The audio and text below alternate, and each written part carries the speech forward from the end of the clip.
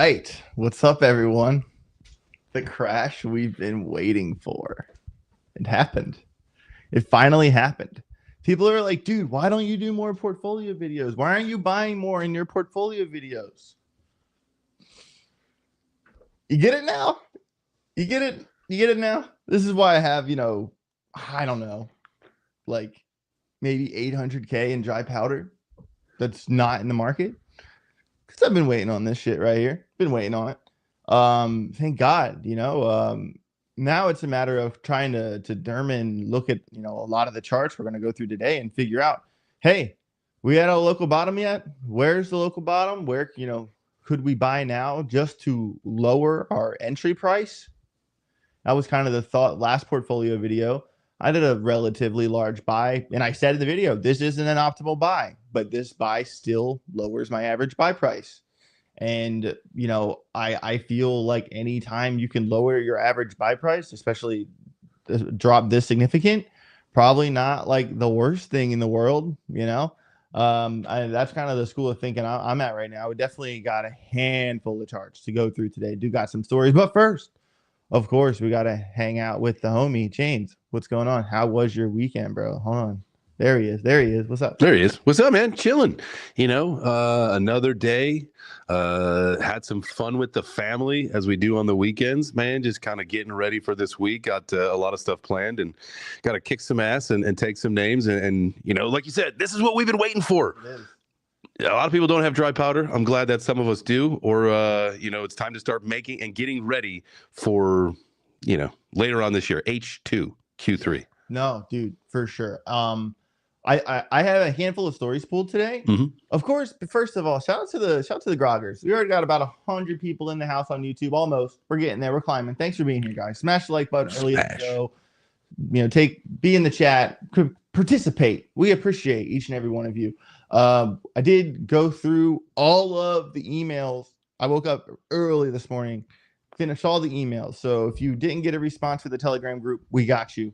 We got you covered. And of course, if you want to join the Telegram group, adalphagroup@gmail.com, put out a video yesterday on how to set a stop loss on Bitunix. And guys, it's so easy. It's the easiest thing. You just literally just drag it on the screen, and they made it so intuitive. It's one of those deals where, like, I know that video isn't going to go to the moon, but people need to know how to set a stop loss. And, just the simple things, man, the little tricks, and it's not rocket science, but I think a lot of people will get value out of that video, and just kind of learn. If you haven't watched it, there's value there for sure. Yeah. Preserve that capital. I'm not usually a stop loss kind of guy, but I've been getting more into them lately, especially stop loss and profit, just because you never know when the market's going to turn around. And it's a good best practice thing to do, man. So yeah, 110,000%. Risk management is the name of the game, everybody. That is the name of the game. So want to head over to our first story of the day. SBF got sent to solitary confinement after that Tucker Carlson interview. I mean, dude, literally talking about P. Diddy in jail. I know. And that was not an authorized interview. Nope. And he's in the shoe right now because of that interview he did with Tucker Carlson. Dude, I'm torn. I think if I was in jail, all right, and it was be in my normal cell or go to the shoe for a while after a Tucker Carlson interview. I don't know. The shoe doesn't sound so bad, bro. I mean, sound that bad. I don't know. I'm talking out my ass, but no, I feel you. But he got to say some things. It was a really strange interview. You know what I mean? I watched some of it, not all of it, but some of it, and it's like, dude.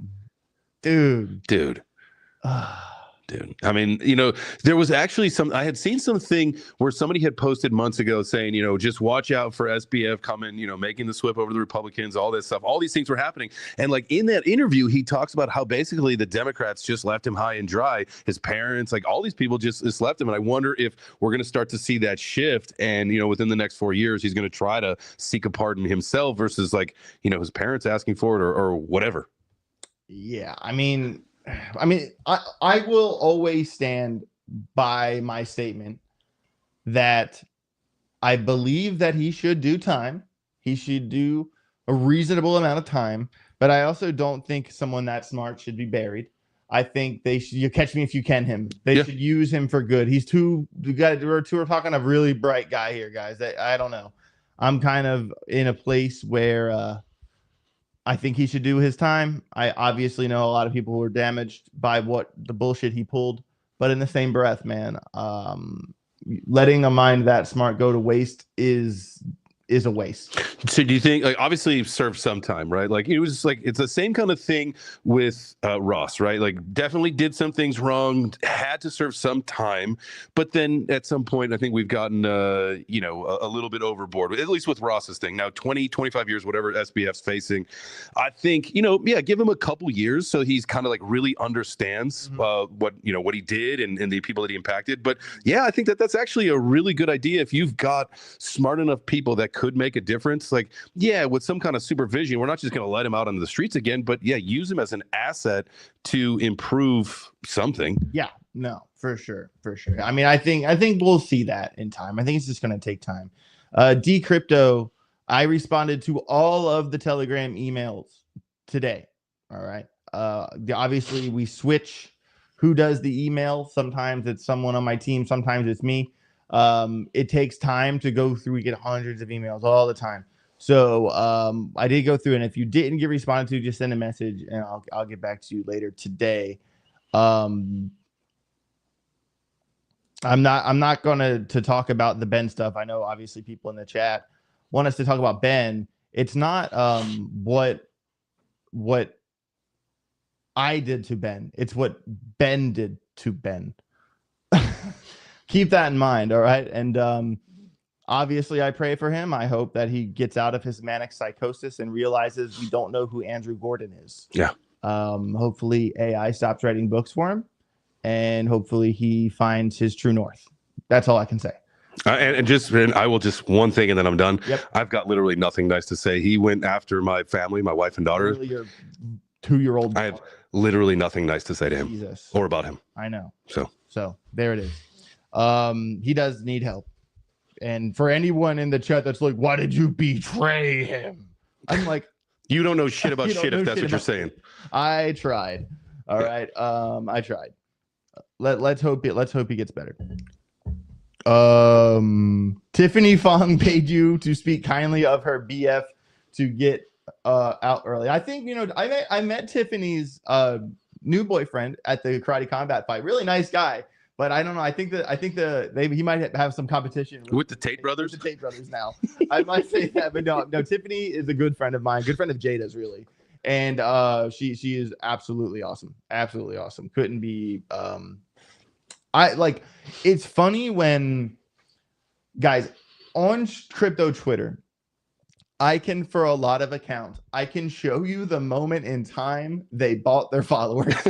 I can go to the chart and show you this right here is where they bought their followers. And when you see accounts with like 250,000 subscribers and then their average like count's like 41. Yeah. Like, okay, bro. Yeah, you totally built that community, dude. Like, great job. But when you see it happen for real, and when it happens to someone who is authentic as Tiffany Fong, I'm just like, hell yeah. That's what it's about, dude. Well done. Yeah, she played like we're in the attention economy. She did something right and she elevated herself. Yeah, absolutely. She played it perfect, and she's great. She's a good person. I'm full bullish on Tiffany. Also bullish on this concept here from CZ saying, Elon, we need to crack down on these crypto bots.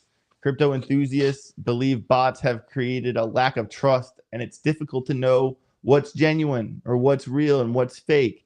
And I think X should ban all bots. I only want to act with humans here, not automated. If someone uses Grok or DeepSeek to generate a tweet and copy paste here, fine. But API posting should be disabled. And I'm with you on that. It's annoying. If you've ever followed AJ Writes Crypto on Twitter, I'm sure you've seen the hundreds of AI bots with my name, with AJ Writes Crypto. Like, guys, I have a blue check mark. That's it. That's it. Like if you're unsure, look, is there a check mark? Oh, there's not. I'm not going to have a full conversation with this. I've seen screenshots of people I know who've had a full conversation with AJ Wright's Crypto. And I'm like, dude, what are you doing? So no more bots, guys. And you know what would be really funny? That say Elon says, okay, CZ, got you.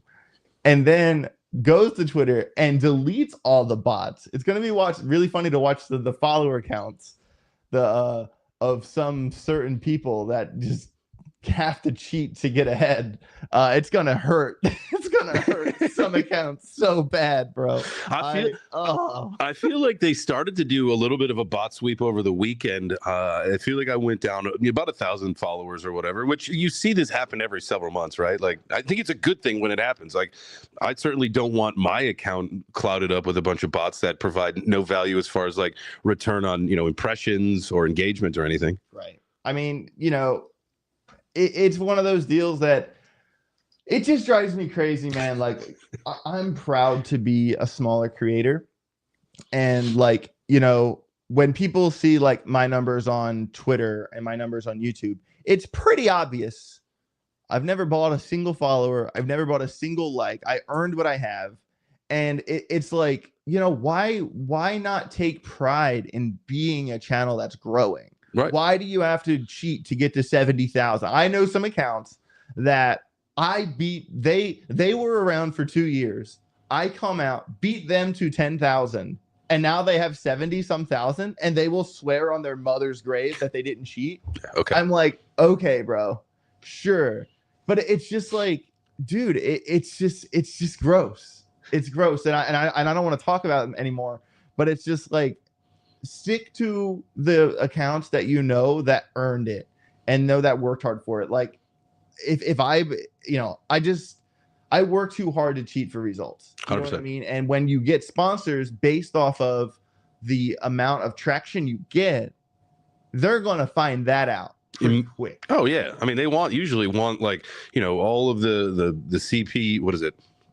Oh my God, CPI? Like the ROI? Whatever. There's the click through numbers were like, I mean, there's like metrics and all this stuff that, people want to see in order to make sure that you are in fact legitimate. And like, you can go on Social Blade. Social Blade's a website that kind of like, I think puts a score onto, a creator, an influencer account and all this stuff. And there's just all sorts of ways for people to figure that shit out. And like you said, it's really easy when you got an account. And there's a lot of crypto projects that do this same thing, right? Where they've got 2, 3, 4, 500,000 followers on X, but like get 2 or 3 likes. Like, right. That doesn't make sense. Right. And no, it's not. I'm not taking shots at Sin City Crypto. It's actually a different account that I'm specifically talking about. But it is what it is, guys.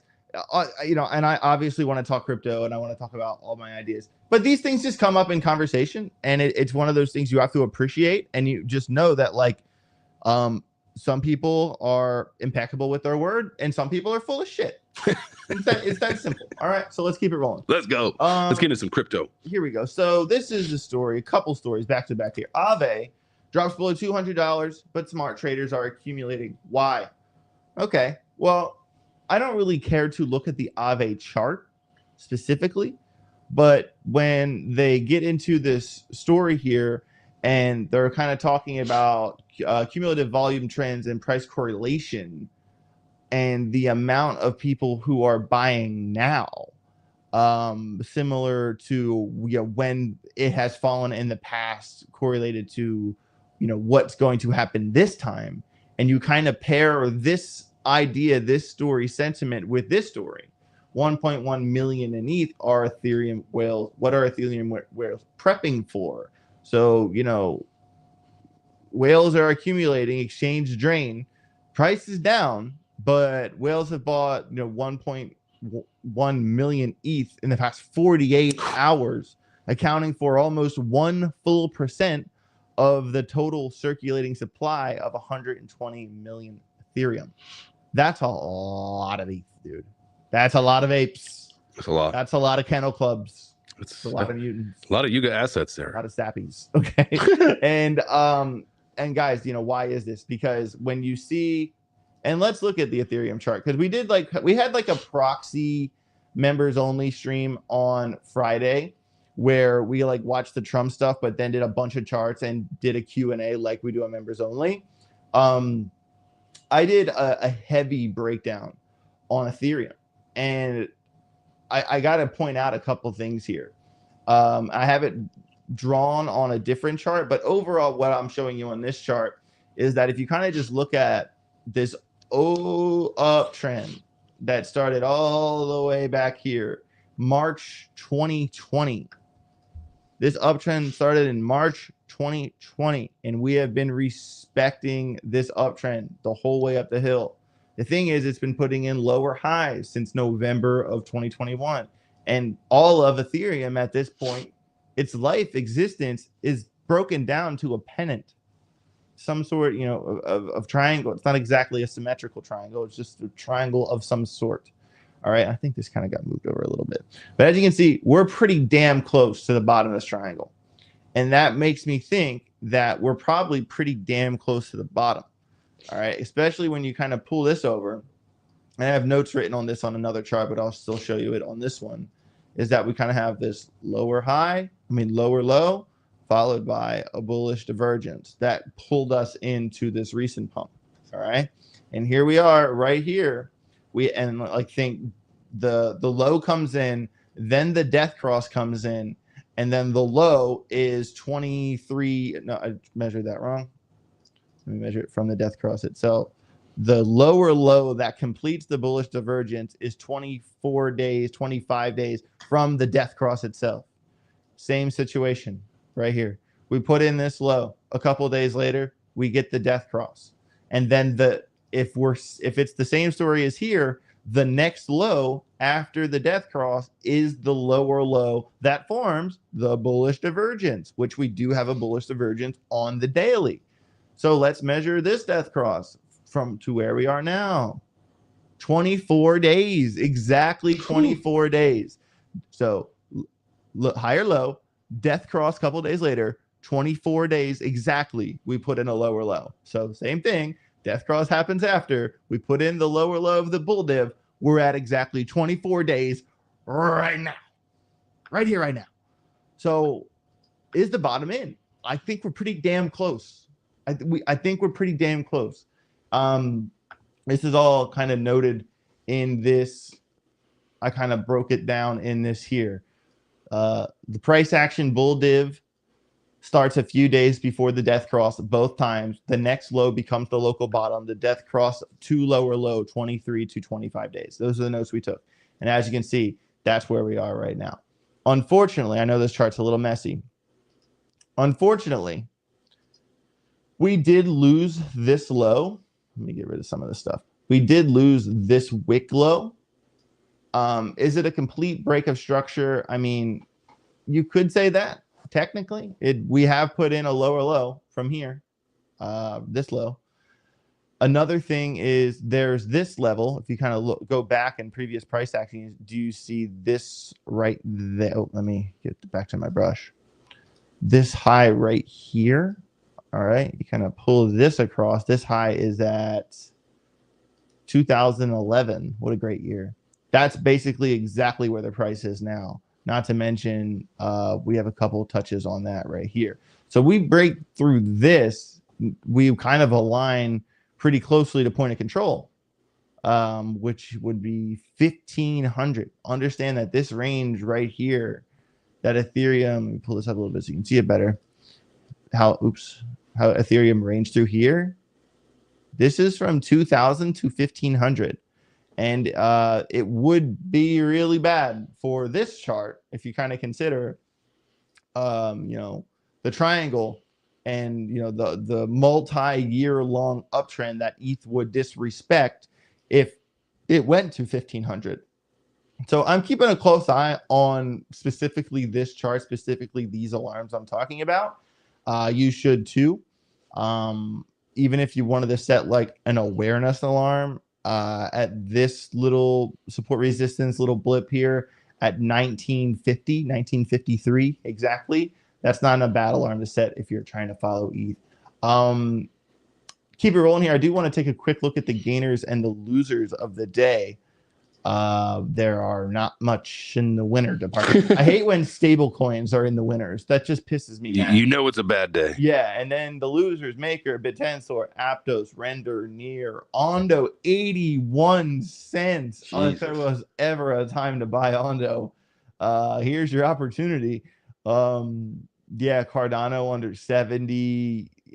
Solana 120, Arbitrum under 34, VeChain under 2.5, Algorand under 20, Doge under 17, Phantom under 44, Sui under 225, Chainlink under 4. You get my point. I mean, guys, this is blood in the streets. If you're not buying at least some crypto on this dip, I don't know what to tell you, man. I don't know what to tell you. I know a lot of people they always say, "Oh, I would love to buy the dip. Oh, I can't wait for the next dip." And then the next dip comes and they don't do it, So what do you think this is going to do for the fear and greed index? Because we saw it drop down, I think, to 10 the other day. There's been very few times in the history of tracking the fear and greed index for crypto where we've had single digits. Do you think that we are going to drop down below 10 this week? Where is it right now? I know you can go to on Femex. No, not Femex. Bitunix. You go to Bitunix and you go to CoinStats says 17. Go to here and then you click on opportunities. Fear 20. It could be different though across the. Is that dead? There's the other batteries right there. Yeah, I'll click it off.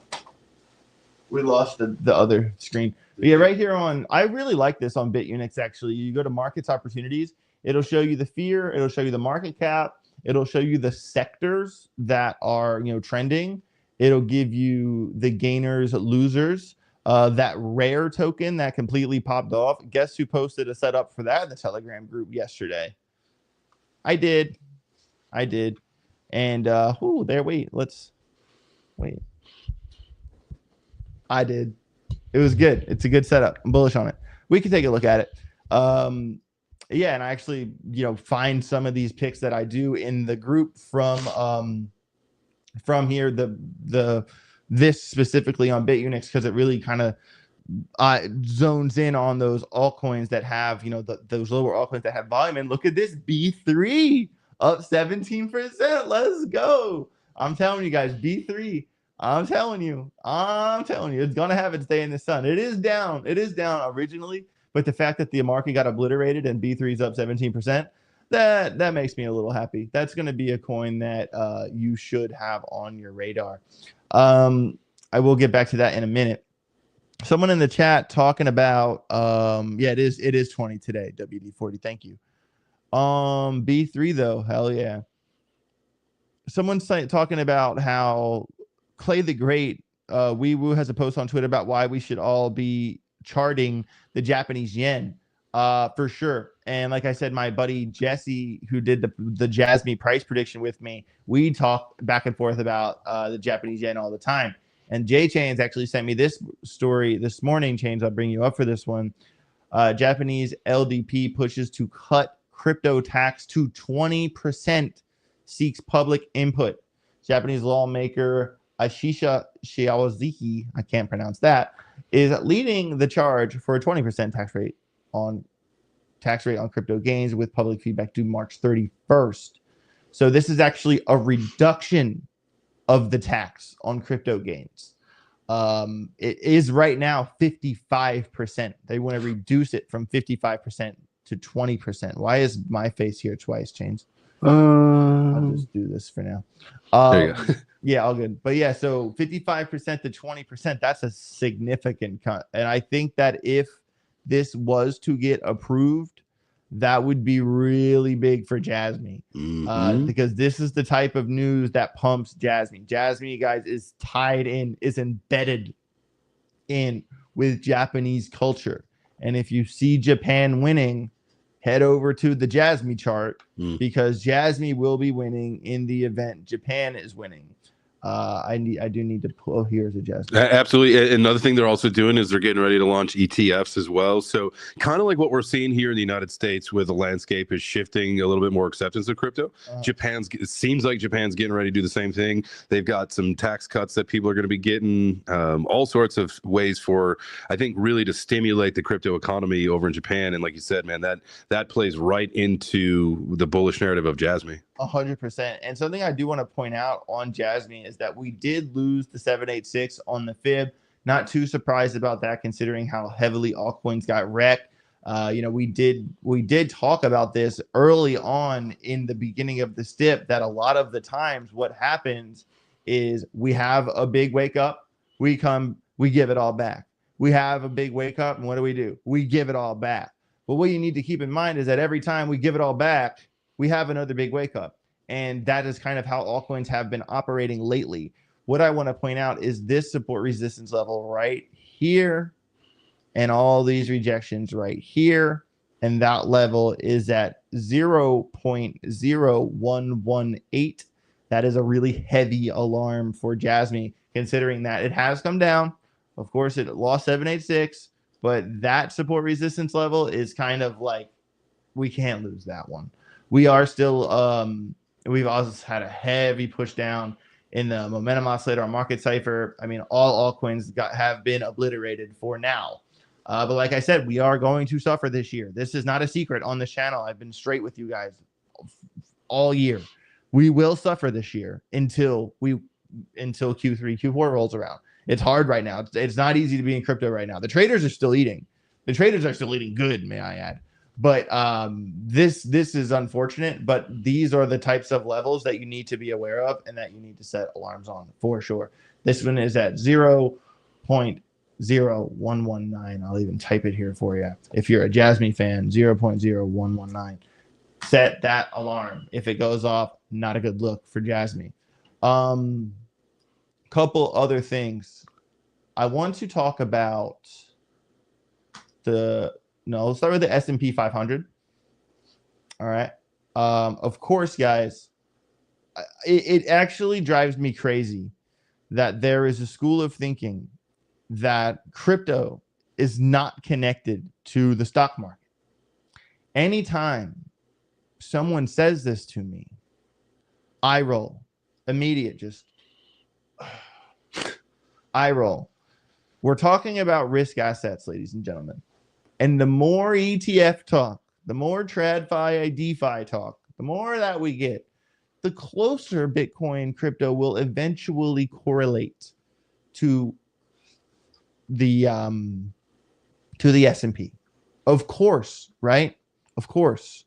And now we are getting, we are sitting on some really big support resistance levels on the way down the hill here. What I want to point out to you guys is that the stock market has, quote, broken structure a few times in this bull run. If you were to connect these two lines right there, wouldn't have this been a break of structure right here? Wouldn't that have been a broken structure? If you were to connect these trend lines, wouldn't have this been a break in structure right here? Not to mention this dip. There are several occasions in this run up in the stock market that certain analysts would define as, quote, a break in structure.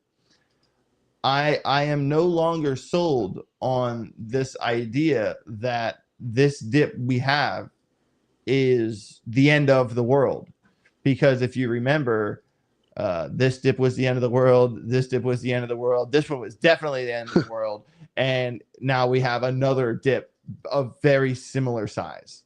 Obviously, it can't go on forever, but I do feel that it will maintain an overall uptrend, regardless of the next, and this momentum wave is probably pretty close to a bottom. I would be surprised if there's 5,400 there, and then there's big support resistance. Well, there's support resistance there at 53, but for the sake of argument, 5,130. I don't see the stock market going past this one. If it does, it's going to be a long year. You think that volume that kind of sticks out is what should say that, right? I mean, this thing has just been carried. Like every time it gets gets pushed down, it just pops up. It gets pushed down, it just pops up. This thing, and every time we look at this chart and it gets like beat down like that, that's right around the time it wakes right back up. And considering this is literally sitting on support resistance right now, wouldn't be surprised if this was another one of those local bottom situations for the stock market. I mean, kind of investigating here.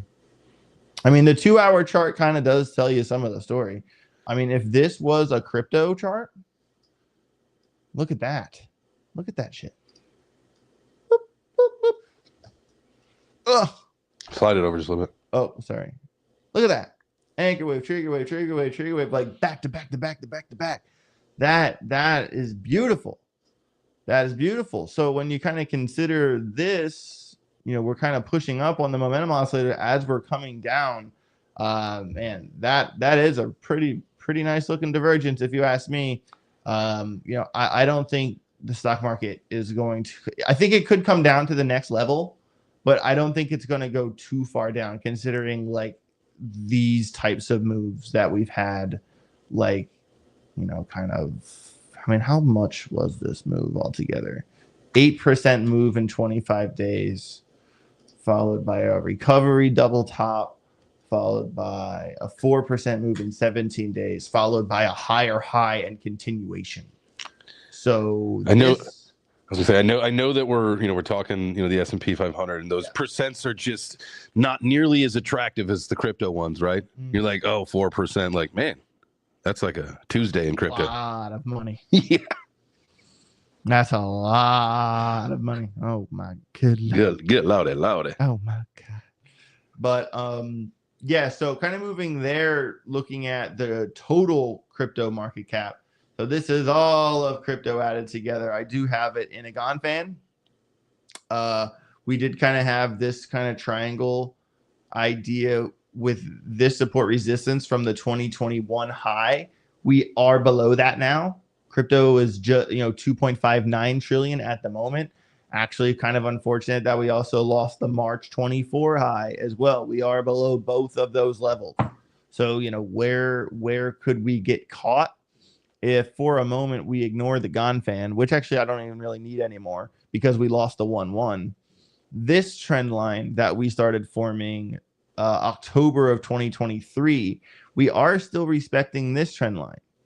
All right. So if we just for a moment, let me make this one yellow so it kind of sticks out a little bit better. Yellow. Okay. And then if we kind of pull this down, that's kind of what we're really looking at. There are some, kind of SR levels you can keep an eye on. Obviously, we lost the March 24 high at 2.73. We're right on this high here at 2.59, literally on that alarm right now. And then we have the next step down at 2.45. And then under that is the trend line itself. We break this trend line, not good. That would be complete break of structure that from October 23. I don't see that happening. If we are to have a bull run at the end of this year, I don't think that can happen, and that can happen too. Maybe not. I mean, you guys have to understand, like, this bull run, we're at any point in time, let me say this properly. If the pump at the end of last year taught us anything, is that at any point in time, we are 30 days away from the top. At any point in time. The night's always darkest right before the dawn. November 4th, 2024 is the date you should learn from. That was a lot of altcoins was the lower low, kind of loss of support resistance at the time. And 30 days later, we hit local highs, if not all-time highs. So I want you guys to remember that as painful as this down sell-off apocalypse seems, it's not that bad. It's not that bad. All right. And most importantly, I wholeheartedly believe in the Bitcoin halving. and Bitcoin having cycle. And until that is proved wrong, I'm going to stand where I stand. And I'm going to say that this year is going to suck until it doesn't. We're in a downtrend until we're not. And we will break out. We will have our day in the sun. We will see. I mean, but when you look at the macro, like we have the sell-offs we have, but all this, what do all the stories say? Whales are still buying. Whales are still buying Aave. Whales are still buying Ethereum. We're having the sell-off that we're having, but guess what? You know, Michael Saylor, Sergey Nazarov, Brian Armstrong, the Winklevi twins, we're all just in the same room with Donald Trump over the Bitcoin Strategic Reserve. The macro is better than it's ever been. Gary Gensler's gone, and the SEC dropped almost all of its crypto cases without any, ramifications, without any penalty. And now you think it's over? It's better than it's ever been, but now it's over. No. The market is designed to make you think you're wrong. This market is like Mind 101, okay? And I've just seen this so many times that when the sentiment gets really bad, when everyone gets really upset, when everyone gets really worried, that's right around the time you should have bought a lot of crypto. And I think this dip, I am going to do a portfolio by this week, maybe today, maybe tomorrow. I'm still kind of waiting on this Cardano price prediction video too. But I certainly am not giving up. Not for a second. And another chart that I will show you on why I'm not giving up. Let me go through my miles of charts that I have here. All right. And we did talk about this a little bit last week, but we're going to talk about it again, is the others chart. The others chart is all of crypto added together when you subtract the top 10. This eliminates Bitcoin, eliminates the big stable coins, eliminates Ethereum, Cardano, Solana, Dogecoin, etc. And this is kind of the true barometer for altcoins. This is the true barometer for altcoins. And as you can see, this blue downtrend from March 24 to September, and then right here, that's like the November 4th date, that little dip low right there. And boom, we explode, we break out of that downtrend. What I want to point out from that downtrend, I know this chart's a little messy, so bear with me, is that right there, here, I'm going to get rid of some of these lines here for this demonstration. I can redraw support resistance at any time. Okay. I'm going to leave 217 because we're at 219. But look, right here, we started forming this uptrend right here on the others chart. Look at where we are and look at, we had our first open, close and open below that line literally today. All right. And this 217 level is so important. Why? Because this is confirmation. Because we had this wick right here. And this is that level. That level is at 217.25. We're currently at 219.2. We lose that uptrend that we started forming all the way back here in August of 2024. Then we kind of have to start deducting, okay, where can we have our bottom? Is it going to be at 190? Is it going to be, this kind of double bottom low here at 170? A lot of our altcoins, we want to see them go to 20 billion. Well, this is every altcoin. It's only 218 billion. So we have a long way to go to get there. But my point is that we've seen this downtrend before. And when I talk about downtrends, I always talk about the angle. Why do you think I like Gann theory so much? Gann theory, Gann fans, is the relationship between price action, time, and angles. Angles are so important when it comes to downtrends. Okay, so really fast, if we go back to this previous downtrend here, go to trend angle, click on this, draw this straight down. So this downtrend here was about a 34-degree angle right here. That's a pretty sharp downtrend, 34 degrees. Think about like driving down that hill in your truck. Pretty, you're kind of hauling the mail. You're on your little sled, on your little tube, go down the hill, pretty steep hill. But eventually, from top to bottom, from March 24th to the bottom was about 176 days, and to the breakout was about 192 days. look at this downtrend. And this is why I'm not convinced. This is why I know we're going to have an explosive end of the year. Because when you kind of consider, I got to keep the chart the same when I measure the angle. Because if I spread the chart out, the angle will change. But the way we're looking at the chart right now, we're basically the last candle over here. This is the beginning of 2024. All right. You're to measure this angle from the same spot of the measurement for this one, where this was a 34-degree angle. This one's a 46-degree angle. You're on the sled. You're going way too fast down that hill. You're going to slide off into the highway. All right. And the sharper the angle, the less amount of time it takes to break back out. Okay. This is a much sharper correction, a much gnarlier angle than our previous downhill. All right. And keep in mind, these angles will change when you scroll the chart in and out. So you have to pick a spot and measure them at the same spot. You can't like measure one and then scrunch it. You have to leave it in the same spot. And it's just kind of making a demonstration that also, okay, if you look at, this is another interesting thing with the others chart here. Look at how long it took to go from the top to get our death cross. 114 days. What about this time? Top, death cross, 85 days. So we came down from higher up and death crossed 30-some days faster than we did here. You know what that tells me?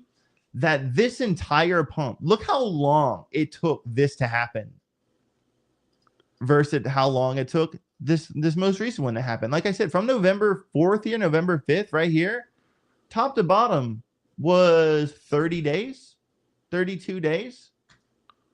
All right. And look how long this bottom to top was. I mean, this one was like, 443 days. So it popped up much faster. It came down even faster than that, which means that the volatility is increasing, which means that when we come around and have ourselves, so if you look at this chart like this, okay, and you draw a line in the sand and say, okay, right here is the end of December. This right here is the beginning of 2026. Oops. And this bull run is projected to happen from, basically September-ish to December-ish. It's supposed to happen in this chunk of time. And what we know is that we had this pump, and then we had this pump that was much more volatile, much more larger, and the correction was much more sharper. That just tells me that our next pump, the end of the year pump, is going to be much sharper, much more volatile, and the correction will be worse. We're setting up the stars for an insane blow off top. That's what I'm telling you. When it takes 400 days to go from bottom to top, but then it takes 100 days to go from bottom to top, and the correction happens faster, but the pump was bigger, and we're still holding the overall uptrend. You see, J Chance, am I crazy? No. Am I crazy here? Wait, where I might be crazy. I'm talking to myself. No. We need to reorganize them. No, man, it's I think it's you explained it perfectly, and it makes a whole lot of sense. I mean, when you see that time frame shorten and get sharper, I mean, we know that this is, I mean, first off, this is an institutionally run bull run, and what we were talking about a second ago, like retail stands no chance, and the amount of money that's coming in and out, and what we're expected, the projections. I mean, to think anything other than that we are going to see an absolute explosive pump with an even more explosive retracement at the end of the bull run, I mean, it'd be crazy to think. This is the largest transformation of wealth. So we are going to have to see the largest pump we've ever seen. Yes, precisely that. Let's go. All right. Really fast. Don't go to the chart quite yet. I do. Okay, you did. It's okay. No. Well, it's fine. There you go. All right. So, guys, I did give you guys this setup here in the Telegram group literally yesterday. All right. Are you ready for it? All right. And this was the rare chart. I'm bringing it up now. Because, all right, go ahead. This is the rare chart. Do I know what rare is? Absolutely not. It's not rare Evo. I can tell you that much. But anytime I go to Bitunix and I see a chart trending that has insane trading volume, you know what I do? I go to that chart and chart it and put it in the Telegram group. And at any point in time, even if you went long, from the last long alarm I gave you, oh, you're up 27% in 7 hours. You're welcome. What if you went from just getting above the 50 EMA from 715 right here to right now? 50% in 10 hours. You're welcome. Guys, when you're talking, overall uptrend, right? So we're in an uptrend. So we're not trying to go short when we're in an uptrend. On the 23-minute chart, we kind of got the confirmation break closing above the 50 EMA, which is your best friend. That was this alarm or this alarm. At the very least, should have been your cue to go long. If you missed those two alarms, you definitely should have got this one because we broke higher high. And when we break higher high in discovery, just go long and set a tight stop loss. I mean, that trade was like, here you go, guys. Here you go. You want to make 50% in 10 hours? Here you go. That's what I did. That's what I did. I'm sorry for the weird voice, though. That was weird, and I'll never do it again. But that was a good, pretty sick call. Bullish on it. Shout out to the Telegram group. You know who you are. ajalphagroup@gmail.com. Get yourself in that damn group. And if you've been waiting, once again, I apologize. But I did get all through all the emails today. There was another chart that I wanted to look at. Was it Chainlink? Well, Chainlink actually is kind of in the wheelhouse of my school of thought here. Yeah, let's look at Chainlink. All right, so this is really common, and I'm seeing this kind of across the board. Let me go to like a 4-hour. So as you can see, we have our Gann fan for Chainlink from the bottom of 2023. All right, and it respected this Gann pretty well. It really did, especially when you kind of consider, kind of the perfect rejection there, the 2-1, the kind of fight down here. We kind of got above the 1-1 for a minute. Once we lost the 1-1, we came all the way back down through. Guys, this is kind of how I want you to think about Gann theory. Like when we're talking like, all right, so we start off, we're above the 1-1, the 45-degree angle. We're bouncing off the 1-1, bouncing off the 1-1. Bullish continuation from like a more macro stance, right? But then it happens. We lose the 1-1. And when we lose the 1-1, we're probably going to go through this entire band into the next one. And look, once we came through that entire band and went through the next one. And then we went through that entire band and finally put in a low. So like when I show you Gann theory, I want you to think of longer term moves. So when this comes down off the 1-1, which we have held before, by the way, you got to think we're probably going to lose this entire amount of money. And that's exactly what happened. That's how this works, guys. That's how this works. So when, you're looking over here, right? So we came through the 2-1, right? And what did we do? We lost this entire amount of money. And then we came up, got rejected. What did we do? We lost it again. We came back up. We lost it again. Like it is perfectly respecting and ranging in this Gann fan. But have we hit a bottom? That's the question. It's possible. Because here's our wick low right here. All right. Unless we go under $13. We go under $13.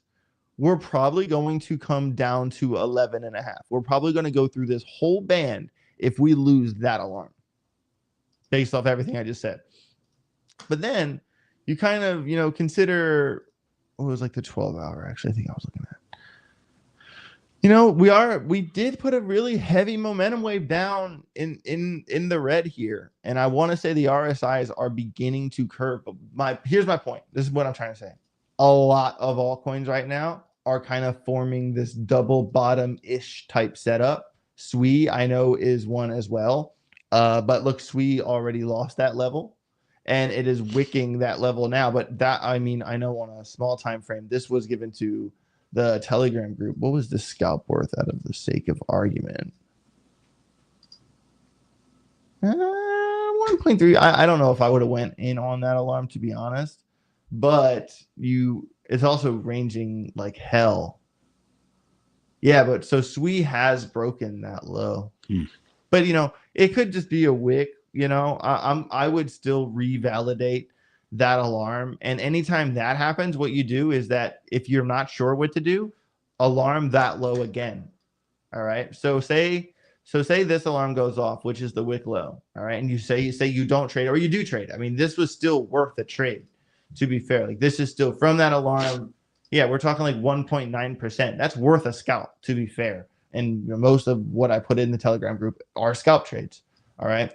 But now that it's coming back up, all right, so we came down, we're coming up. We're not going long off this alarm because we're still under the 50 EMA. We're only going long on an alarm that's coming up as long as we hit the level and we're above the 50 EMA. So say we get through here, we cross the 50, then hit this, sure, then you go long. All right. But what my point is that if we curve back down, I would be patient with this alarm, and I'd be more trigger happy with this alarm, because that would be like a break of structure, breaking the lower low. Just feel the need to explain that, because sometimes people aren't sure which alarms to trade.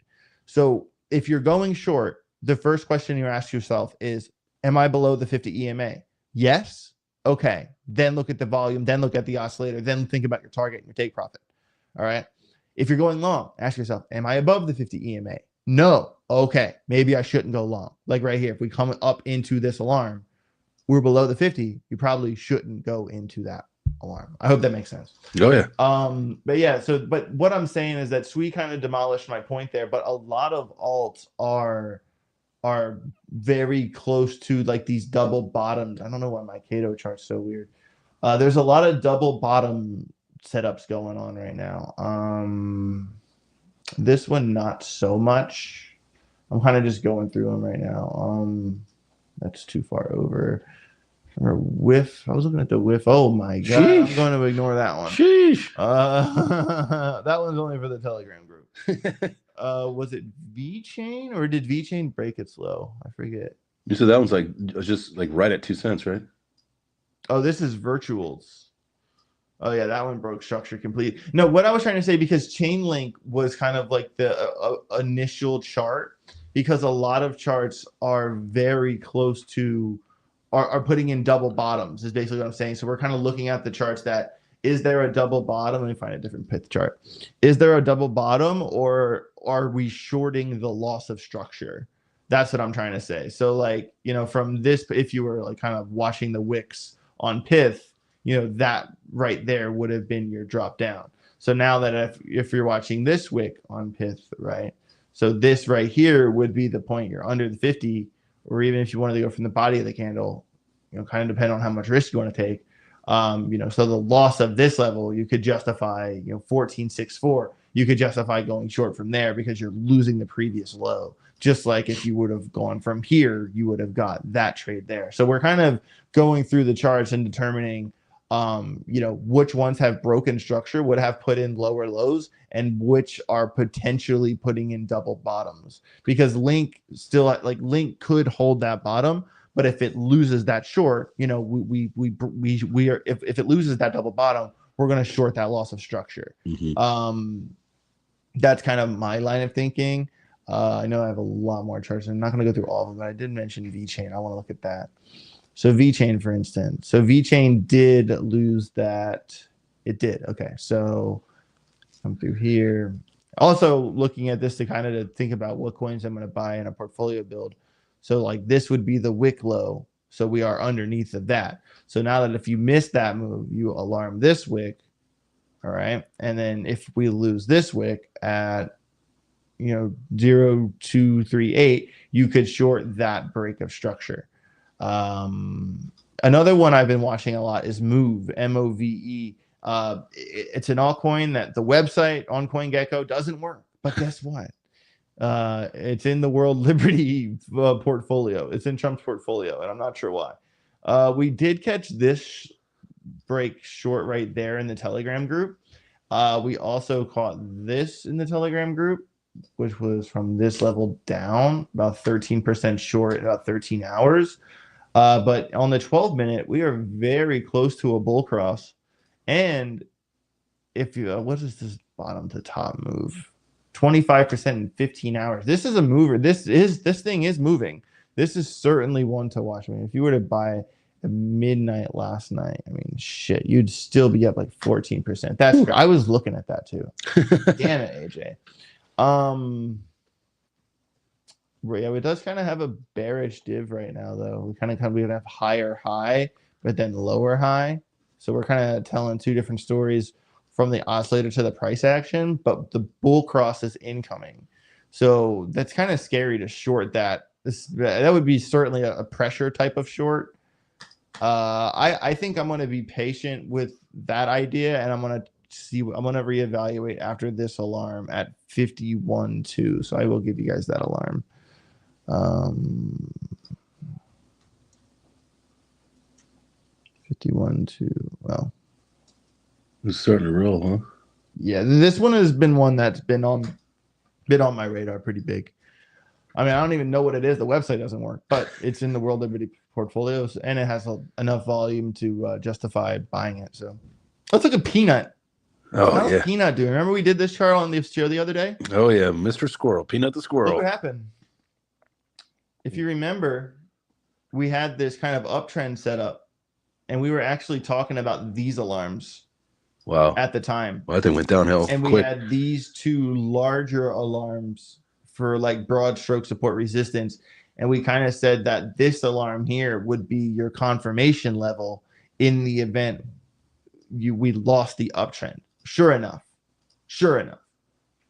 Top to bottom, 2 days, 8 hours, 21% trade. Not bad. So now if we were to reevaluate Peanut from here, and guys, this thing still does have leverage volume on Bitunix big time. You can still leverage trade Peanut, no problem. So wick low, 15 cents. That's obviously an alarm. This low right here, 1608. That's a big one. We kind of got this kind of double alarm that it's in between at 1687 from this wick. All right. And then if you wanted to wick this, well, this makes a lot of sense actually, because it has this touch here, fight, and then wick right there. So those would be the levels. So from the bottom to the top, we're looking at 15 cents, 16 cents, 1687, 1735. And then that previous top alarm, 17.7. There are some alarms for Peanut if you want to enter a Peanut trade. All right, J Chains. Yo. It's time we look at Ondo, bro. All right, let's do it. Let's look at Ondo. This is, I mean, I say but what I'm telling you is like this is the absolute, I think, steal of a deal, buy of a lifetime for anybody who's been on the fence. So we were kind of looking at this keeps getting moved. You see what I'm saying? Because there's no other place to touch it. Because if you would have been like this to touch this wick, that would count as a complete loss of structure.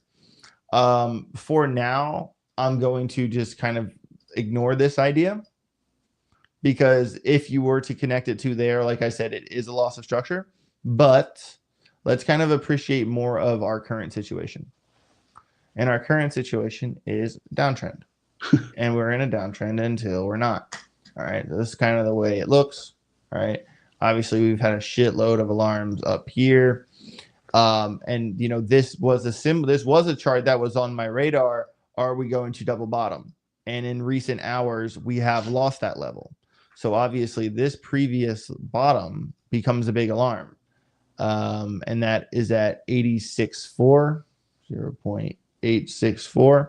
All right, and then of course we're going to alarm the wick low at 86.4.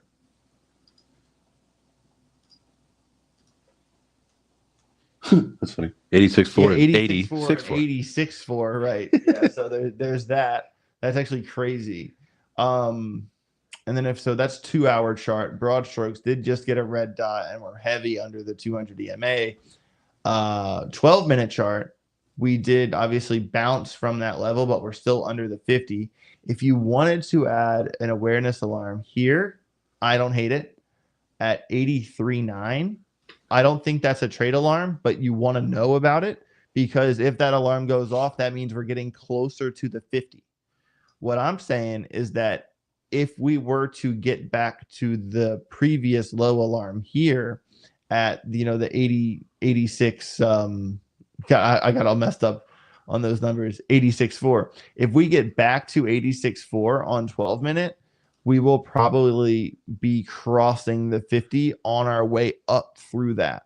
So I would say 86.4 long alarm and then 80 cents 6.4 short alarm. That's the range for me right now. I'm not going to baby trade in between here, but I'm going to this or that range. That's how I choose to trade that. Obviously, there you could micromanage, a 7% range. I'm going to opt to not micromanage that range. I'm going to opt to go for the bigger strokes here. Also 89.45, 89.45, and then I think the last big alarm that matters is all the way up here, 93 cents. J-Chain's our XRP bet's feeling better and better every day. Stop it. Just we're not even close to things kicking off yet. I know. But what I am looking at here is that if you were to like kind of go across the board from here, like, you know what I mean? That was like kind of like an obvious short. And I think I did that on a couple charts. Or even so, if we were to lose the 86.4 level, this 76.9 right here, that kind of makes sense as a target. So really, like, these big broad stroke SR levels from this previous box of chop all become targets 65 cents if Ondo continues to break down, or even this here at 70 cents. So it's worth at least being somewhat familiar with this previous range. Because like I said, just like with the others chart, this move is much more volatile than the last one. And this uptrend right here, this blue line, one day, I don't know when, it might be 30 days from now, it might be in June, Ondo will break out. And when Ondo breaks out, whatever level comes across, like say $1 or $2 from support resistance here, all right, and say it comes up and then breaks that and hits that confirmation, at that point in time, that is our rocket ship. Ooh. All right, so keep a close eye. These little alarms I'm giving you, these are for scalps. If you can catch a momentum move on the 50 EMA, as long as the 50 EMA is on the correct side of the trade, you can catch these 5% scalp moves. This is for the traders. But broad strokes, we're in a downtrend until we're not. We break this alarm, we get confirmation, we change direction. You will be notified when that happens. I will tell you when these alarms go off, and that's the kind of alpha you get here on AJ Writes Crypto. So y'all rock. Been a heavy TA show, but I feel like we really needed to hit the charts today, considering what has happened over the weekend. And hell, we have over 200 people watching this show right here, right now on YouTube. So you guys rock. Thanks for being here. Y'all better smash that like button, though. From what I understand, that there's over 200 people watching, but not nearly that many likes. So what? Come on. 98. I just clicked it. Come on. 98 likes, guys. Come on, definitely smash the likes. We really do appreciate it. We do have a $10 super chat from Gux with a Z at the end. Gux. AJ, on the XCN log chart, am I correct in seeing a bull flag with a target around 30 cents? Looks like a big hidden bull div on the 1 day and 2 day chart. What is the market cap of XCN? Because I tend to not do call outs of really sad market cap coins.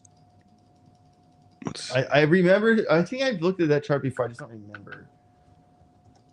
XCN Onyx coin ranked 114. Got a market cap of 408 million. Okay, I got you on that one.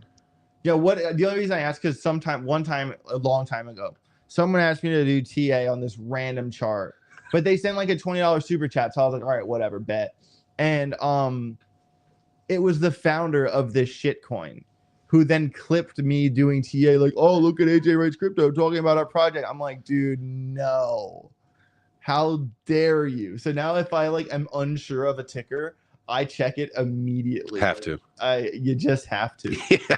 Hold on, let me get another fresh tab here. You tell me when to pull you up. I will, 1 sec. So he said XCN. Let's use Bybit for now. Perpetual contract. He said logarithmic log. Okay, and then he said daily chart. A bull flag. I think we're on the wrong XCN because the XCN I'm looking at's under a penny. This. Oh no, I see it now. I see what he's saying. It's like at a penny. So yeah, he's. You want me to open you up? Yeah. He's basically saying, well, it would be tighter like that. He's kind of saying that. And I do see what you mean with the bull div. You know, kind of. But you know, what I don't like about this bull div, though, is that look at the curvature of the green. And now look at how we just got into the red and the RSIs are expanding right here. See how the RSIs came down together, but then they separated?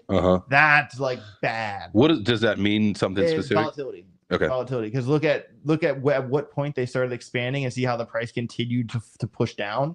That's kind of the giveaway from that. What I am worried about with this one, actually a couple of things. First of all, this previous range back here, that's the kind of bottom of it at basically a penny flat. This is kind of the top of the baby range, which is basically where we're at, and we already lost that top wick.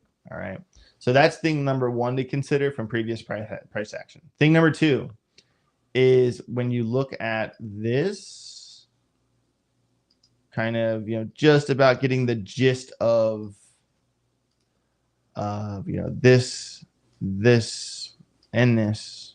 And then if you wanted to be nitpicky and draw this here.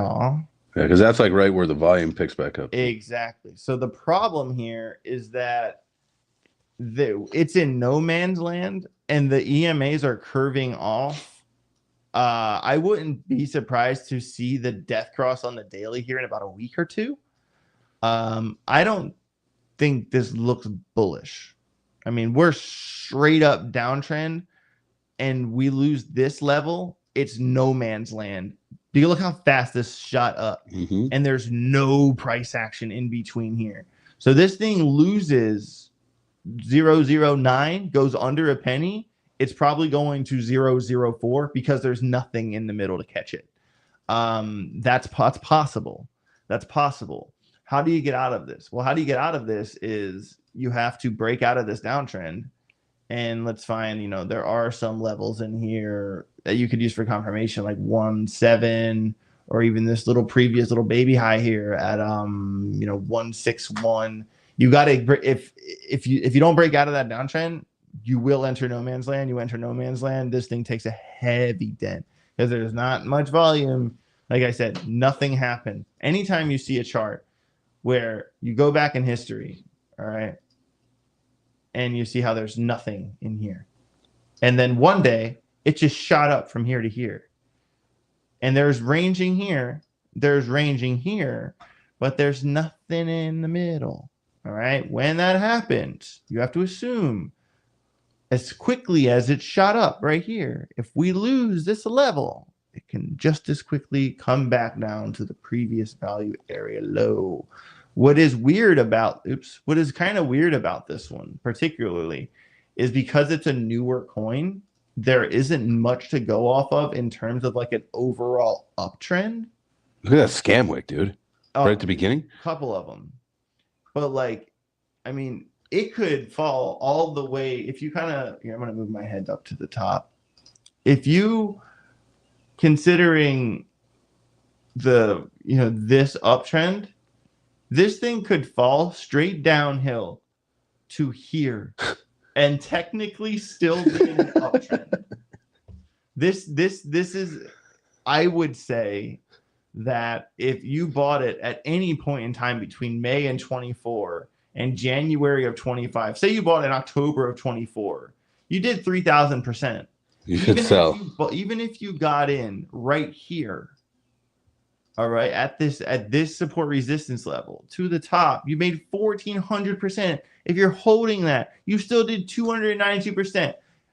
If you are holding this and you didn't sell, if you bought it before that and you didn't sell, we need to talk. So what do you do? Do you round trip it, or do you just cut your loss now and move on?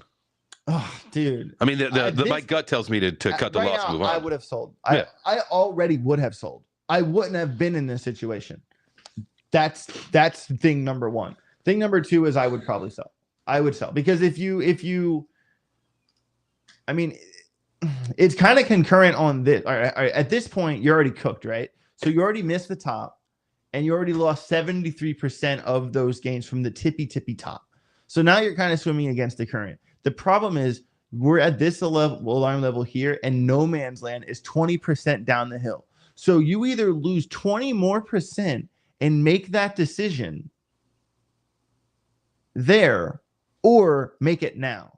Because rest assured, we're looking at the 12-hour chart, and if you get rid of all this other stuff that I just drew on this chart, you get rid of these levels, you get rid of this, you get rid of this. Look at that EMA on the 12-hour. Look at that. That death cross is coming, brother. Yeah. That death cross is coming. Days away. So if you want to hold on to the last thread and draw like a line in the sand at that previous low and say, okay, if the bull div works out, I'll hold it. Okay, but I'm telling you, if you get to here and it goes under that level at 0.098 and you don't sell, I don't know what else to tell you. My point is that if you caught this pump, if you did this pump and didn't sell anything, we need to talk. We need to talk. All right. So amazing. X is not loading. Yeah, I think since by the time I left my house this morning and coming here, I feel like X, pictures aren't loading, tweets aren't loading. X is having a challenge today. Weird. And StreamYard even said that there was an API issue with X. So, but it looks like we're on it. Yeah. Interesting. All right. Well, still got over about 200 people. Gux, man. Yeah, man, for sure. Best of luck. There is, I kind of have like some like off topic crypto stuff I want to talk about, but it's something I don't really know how to talk about it without like sounding like crazy. It's kind of important to me, and some of you might not care at all, and you might just click away from the video now, but I think I have a platform, and I do need to talk about this. I am looking for okay. All right. So guys, I want you to, before I click on the story, which I will and everything, I want to say that the crypto show is over. It's over. Get rich or get rad. Love you guys. All right. But if you care what I have to say, stick around. And of course, smash likes and all the things. You see these glasses? You see these glasses? See this? See these? I got them all over the spot here. I'm a nerd. I'm a big old nerd. Nerd alert. I like comic books. I read books unlike most humans. I like books. And growing up, I was a big fan of Harry Potter. I've read Harry Potter like 15 times, dude. Like I was in that goblet of fire. I was engulfed in that goblet. All right. And I was a big fan. And of course, I kind of grew up with the story. I remember waiting outside of Barnes and Nobles, you know what I mean, at 3 a.m, waiting to get Order of the Phoenix, And, the original movies were so good. And why were these original movies so good? Because the cast, J.K. Rowling, made sure that the cast were all British people. Most American children did not have access or knowledge of British culture until they watched Harry Potter, myself included, at least as a 90s kid. All right, I'm 33. Now, now there is a reboot. There is a reboot. All right. And they gave a DEI hire to Severus Snape. To Severus fucking Snape. Snape is the most important character in Harry Potter. And guys, I like Joyner Lucas. I'm not racist, but I can't see this. I can't see like I can hear it now. You have your mother's eyes, motherfucker. I can't see it. I can't see this. I can't. You know what I mean? And it's just like if you know, if they like remake the movie Hardball, you guys know Keanu Reeves, right?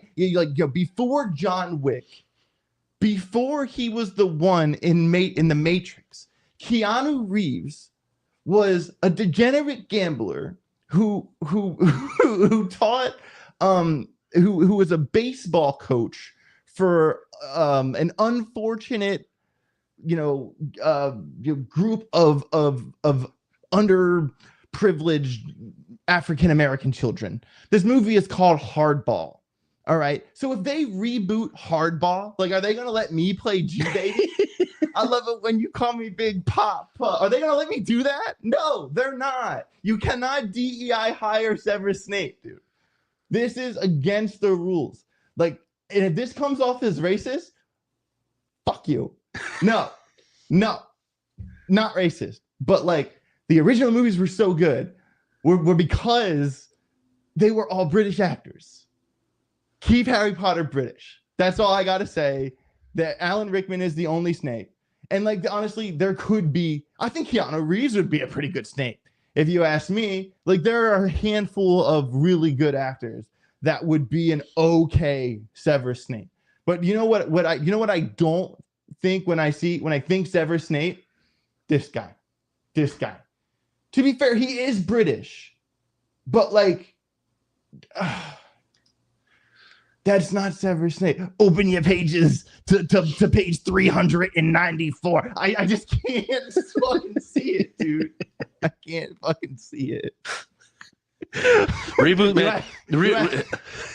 All this stuff aside, reboots are always, they just ruin like the original. You have your mother's eyes, motherfucker. Like, I can't see. Yo, that's all I got, guys. That's all I got, bro. Dude, he's not gonna have the hair. His relationship with Lily is gonna be a lot more complicated. Man, I can't do it, man. I can't do it. The reboot DEI hire, I'm not a fan. I'm not a fan. Yeah, wands at the ready, everybody. I do believe in magic. If it can happen to me, it can happen to you. Study, focus on crypto, get rich and get wrecked. See you guys tomorrow. Peace.